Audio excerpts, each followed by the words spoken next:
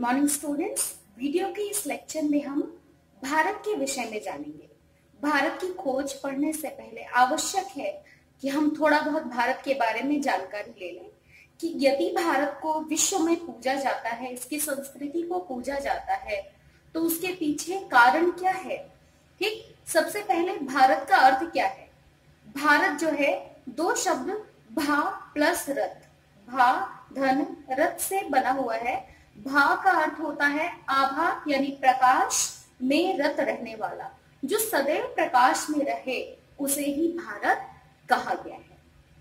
ठीक, भारत की विशेषताएं जो है उसकी लैंड बाउंड्रीज नहीं है, ठीक, समुद्र नहीं है, ठीक, बड़ी बड़ी बिल्डिंग्स नहीं है, बल्कि क्या है, भारत की आत्मा उसकी संस्कृति है।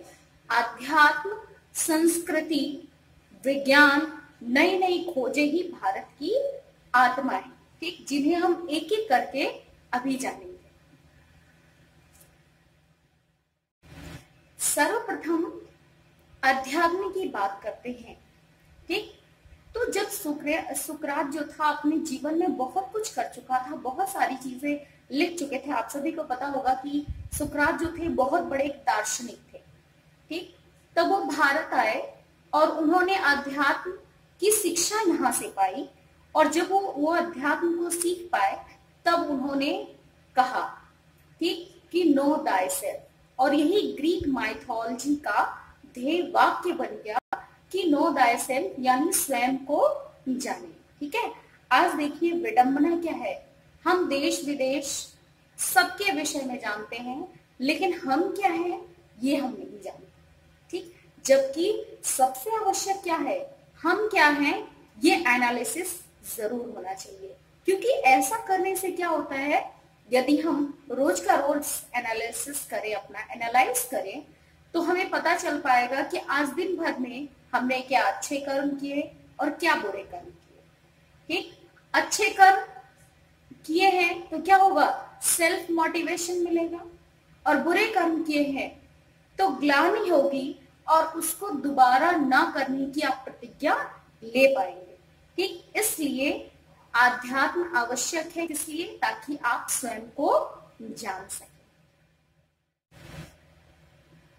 विज्ञान का उदाहरण लेते हैं। ठीक, विज्ञान आज हम कहते हैं कि हमसे कहीं आगे वेस्टर्न कल्चर है। ठीक, पाश्चात्य सभ्यता हमसे ज्यादा उन्नत है, विज्ञान के क्षेत्र में हम उन्हें नहीं पछाड़ सकते। ठीक, लेकिन घटना आती है जब हमारे देश में हैदर अली थे। ठीक, हैदर अली के विषय में कहा जाता है कि हैदर अली पर कई बार अंग्रेजों ने हमला किया। ठीक, लेकिन हैदर अली के हथियार इतने उन्नत थे, इतने अच्छे हथियार होते थे, ठीक, और वो खुद इतने ब्रेव थे, इतने ज्यादा बलशाली थे कि हर बार वो अंग्रेजों को हरा दिया करते थे। ठीक, कहा जाता है आज भी विदेशों के म्यूजियम में उनके हथियारों को प्रदर्शनी में रखा गया है। ठीक, एक बार क्या हुआ कि कर्नल कूट जो थे, ठीक, विदेश के थे, तो वो बार बार हैदर अली पे चढ़ाई करते थे, बार बार उनके राज्य पर चढ़ाई करते थे। हर बार हैदर अली उनको माफ करके छोड़ देते थे। एक बार क्या हुआ कि उनको बड़ा क्रोध आ गया, गुस्सा आ गया, और उन्होंने उस गुस्से में क्या किया, हैदर अली की नाक काट दी। ठीक, अब देखिए नाक क्यों काटी, ये रामायण की कथा से चला आ रहा है, नाक और कान काटना। देखिए नाक हमेशा हमारे अहंकार का प्रतीक होता है। आप सुनते भी होंगे कि उसकी नाक बहुत बड़ी है। ठीक है, नाक बड़ी से अर्थ क्या है, यानी उसके भीतर बहुत अधिक अहम है। तो उसी अहंकार को चूर करने के लिए हैदर अली ने क्या किया, कर्नल कूट की नाक काट दी। अब हैदर अली जो था अपनी नाक उठाई उसने और वहां से भागा। भागते भागते जब वो जा रहा था तो क्या हुआ कि रास्ते में एक गांव पड़ा जहां एक ऋषि थे। उन्होंने जब कर्नल कूट की कटी हुई नाक देखी तो उसको नीचे उतारा घोड़े से, और क्या किया, थोड़ी बहुत जड़ी बूटी का प्रयोग करके, ठीक, जो कटी हुई नाक थी उसको बिल्कुल जोड़ दिया। ठीक, थोड़े दिन औषधि खाने के बाद, दवा खाने के बाद, ठीक, क्या हुआ, उसकी नाक कहां से जुड़ी है पता ही नहीं चल रहा था। कर्नल कूट बड़ा हैरान, वो अपने देश गया और उसने वहां एक प्रेस कॉन्फ्रेंस किया। प्रेस कॉन्फ्रेंस में सारी बात करने के बाद उसने सबसे एक सवाल पूछा, ठीक, पूछा आप में से किसी को भी मेरी नाक कहीं से जुड़ी हुई दिख रही है क्या? ठीक, सबने देखा, बोला कि नहीं, कहीं से भी जुड़ी नहीं दिख रही है। तब उन्होंने वो कहानी बताई कि ऐसी ऐसी बात थी, ठीक, और मेरी नाक कट चुकी थी, लेकिन एक साधु महात्मा ने इसको जोड़ दिया। ठीक, वो विदेश के लोग बड़े चालू होते हैं, उनको क्या, कहीं से भी कोई नई चीज है तो उनको तुरंत चाहिए। उन्होंने क्या कहा कि अरे तो उस आदमी को तुम उठा के ले आओ यहाँ विदेशों में। कर्नल कूट वहां गया, ठीक, और जब वो साधु महात्मा को उठाकर लाने लगा तो उन्होंने पूछा, अरे भाई मुझसे गलती क्या हुई है, तो मुझे कहाँ लेके जा रहे हो? तब उसने बताया कि महात्मा मैं आपको इसलिए लेके जा रहा हूं क्योंकि आप जो है, आपने मेरी कटी हुई नाक जोड़ दी थी और इस विद्या को हमें आपसे सीखना है। ठीक, तो महात्मा को बड़ी जोर की हंसी आई और क्या कहा, जिस विद्या का तुम इतना बखान कर रहे हो वो तो मेरे गांव का बच्चा बच्चा जानता है। ठीक, तो देखिए साइंस कितनी उन्नत थी, ठीक, कि प्लास्टिक सर्जरी को हम इतनी आसानी से कर लेते थे, पता ही नहीं चलता था। ठीक, और आज की भी प्लास्टिक सर्जरी इतनी उन्नत नहीं है कि कहीं से ज्वाइंट ना दिखे या जो भी है ना, लेकिन उस समय बाद में हमने क्या किया, हमने अनुकरण करना शुरू किया, हम आलसी होते गए।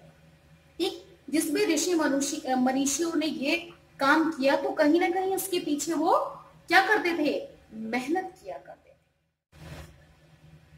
Last but not the least, चरित्र के विषय में बात करते हैं। देखिए चरित्र का अर्थ आप एक ही सेंस में ना लें, चरित्र का अर्थ क्या है, हमारी ओवरऑल पर्सनालिटी, ठीक, हमारा स्वभाव, वही हमारा चरित्र होता है। ठीक, दूसरों के प्रति मानवता की भावना, ये है हमारा चरित्र। ठीक, दूसरों को शुभ, दूसरों की शुभेच्छा रखना, ये है हमारा चरित्र। समदुक्षत्वम समवदत्व की भावना है चरित्र। ठीक, सर्वे भवन्तु सुखिनः सर्वे सन्तु निरामया, क्या है, चरित्र है। ठीक, जब हम सबका भला चाहते हैं, सबका अच्छा चाहते हैं, उसी को कहा गया चरित्र। ठीक, लेकिन वर्तमान परिप्रेक्ष्य में हम देखें तो हमारा चरित्र जो है पतन की ओर है।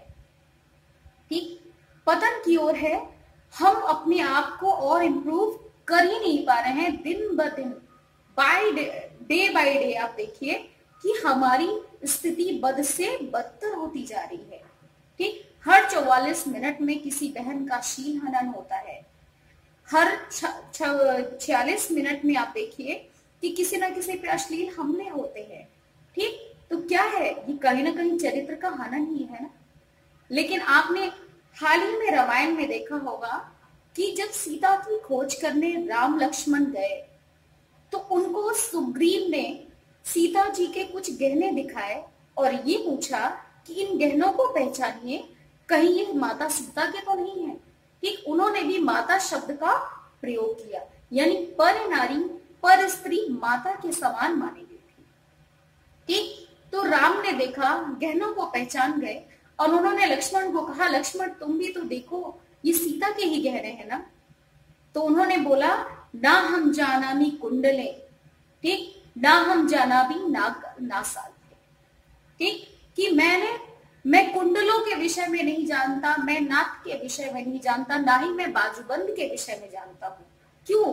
क्योंकि मैंने तो जीवन भर सीता मैया का सिर्फ पैर ही छुआ था, कभी उनके मुखमंडल की तरफ मैंने देखा ही नहीं था। इसलिए हाँ, इस पैंजनिया को, इस पायल को मैं पहचानता हूँ और मैं जानता हूँ कि ये सीता माता की ही है। ठीक, तो सिद्ध होता है कि उस समय भारतीय संस्कृति कैसी थी, लोगों का चरित्र कैसा था। और ऐसे एक उदाहरण नहीं है, बहुत सारे उदाहरण हैं। ठीक, एक बार विदेशों में प्रचार करने के लिए गए थे कौन, हमारे स्वामी विवेकानंद।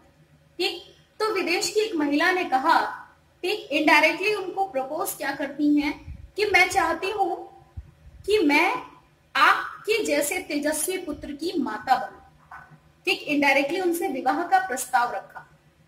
तो वहां पे विवेकानंद जी ने बड़े धीरज से कहा कि अच्छा, ये तो बहुत अच्छी बात है, तो आप ही मुझे अपना पुत्र मान ले, मैं आपको माता की का दर्जा दे देता हूं।